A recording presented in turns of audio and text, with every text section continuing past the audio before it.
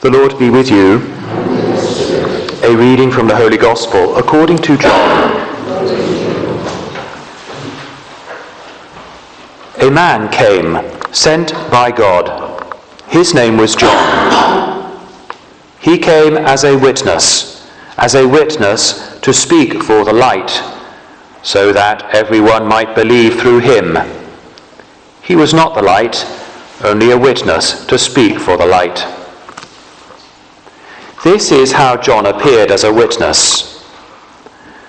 When the Jews sent priests and Levites from Jerusalem to ask him, "Who are you?" he not only declared, but he declared quite openly, "I am not the Christ." "Well then," they asked, "are you Elijah?" "I am not," he said. "Are you the prophet?" He answered, "No." So they said to him, "Who are you? We must take back an answer to those who sent us. What have you to say about yourself?" So John said, "I am, as Isaiah prophesied, a voice that cries in the wilderness, 'Make a straight way for the Lord.'" Now these men had been sent by the Pharisees, and they put this further question to him: "Why are you baptizing if you are not the Christ, and not Elijah, and not the prophet?" John replied, "I baptize with water, but there stands among you, unknown to you, the one who is coming after me, and I am not fit to undo his sandal strap." This happened at Bethany on the far side of the Jordan, where John was baptizing. The Gospel of the Lord.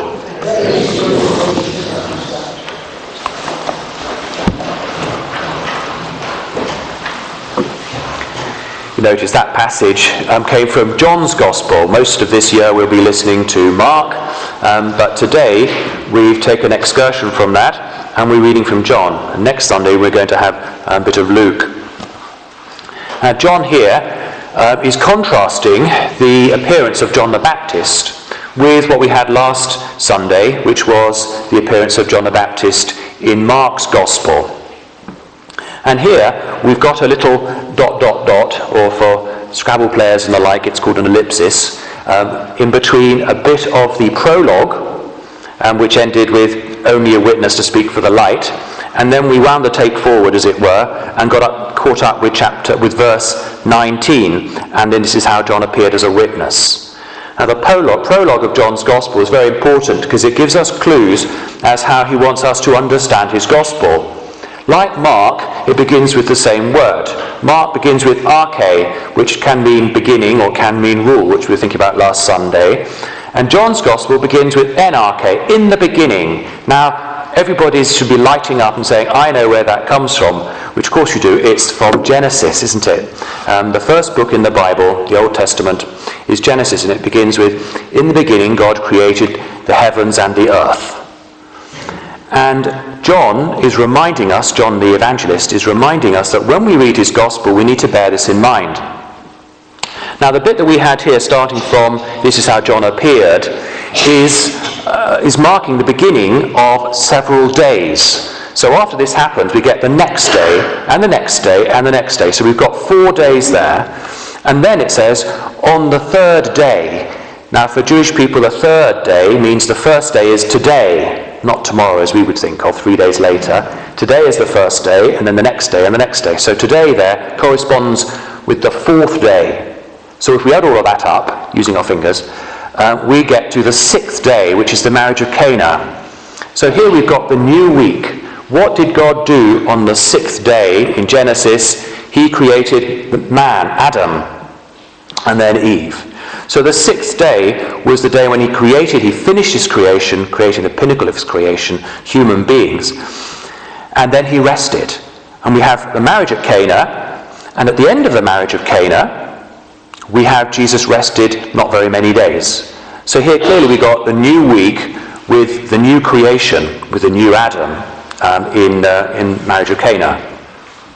But there's another meaning that we might attribute to this as well, which again takes us back to the Old Testament, this time to Exodus rather than Genesis. Now in Exodus chapter 19, the law was given to Moses in glory, and he asked the people to prepare themselves. In fact, the word was consecrate themselves to God, so that they would rejoice in seeing the glory of God when they received the new law. Now, by the time of Jesus, that had been extended so that they had 4 days of remote preparation, if you like, and then 3 days of the consecration, preparing to receive the glory of the Lord. But again, like we have here in John, the first of those 3 days was also the last of the 4 days. So here we've got a mirroring again. So on the one hand, we can see the new creation in the first week, and on the other hand, we can see the giving of the new law, who is Jesus, the fulfillment of the law.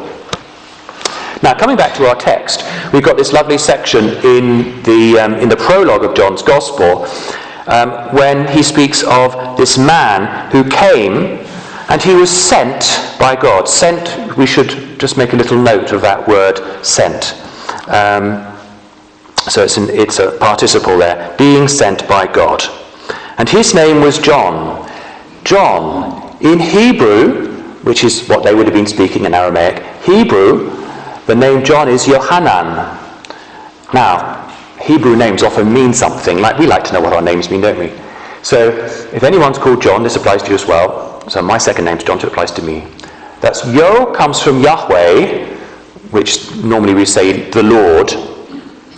So that's God. And Hanan means gracious. So if your name is Hannah, then you are gracious. So God is gracious, right? God is gracious. Now, gracious here is translated into Greek meaning merciful. So that's really important, that the one who came as a witness, the witness to Jesus here, his name is merciful, which tells us something about the one he bears witness to, that Jesus is merciful as well, which comes to his mission, that he's going to die for our sins. That's mercy. So here we've got John, whose name is mercy. God is mercy. And he came as a witness to speak for the light. And again, it repeats the words light and witness. It's really important that we understand that John here, in John the Evangelist's Gospel, is not just the precursor, the one who came before Jesus, but he's bearing witness. He's testifying to the authority of who Jesus is. And then this is repeated again in our little after a little ellipsis. John appeared as a witness. And then the Jews sent, remember we'd put this little word on hold, sent. So it's repeating. So John had been sent by God, and the priests and Levites had been sent by the Jewish authorities. So we've got a parallel kind of idea there. And they want to know who he is. Who are you? And he said, I am not the Christ. Now remember, when we listen to John's Gospel, we read John's Gospel, there are many instances when we find Jesus saying, I am, ego eimi, I am. Sometimes it's just standalone I am statements. And other times it's with a predicate. So in other words, it's saying, I am the good shepherd, I am the true vine, I am the gate of the sheepfold, I am the bread of life, and so on. I am is really important because Yahweh, the name for God in Hebrew, comes from the word to be. So when Jesus was making a statement, I am, he was making a statement of equivalence with God, his relationship with God. And here John then is saying, I'm not him. So it's laying emphasis on the fact that we're going to listen throughout the rest of the Gospel to the fact that Jesus is, he is, I am, and John is not. So he's pointing the way towards Jesus. What is he doing? He's the voice crying out in the wilderness that comes from Isaiah 40. Prepare the way of the Lord. So when we listen to him, he's preparing the way for us to receive Jesus as we listen to his Gospel. So it's really important that here at the beginning of John's Gospel, we have an understanding of how he's trying to prepare us to read his Gospel, how he wants us to understand what he's saying about Jesus himself.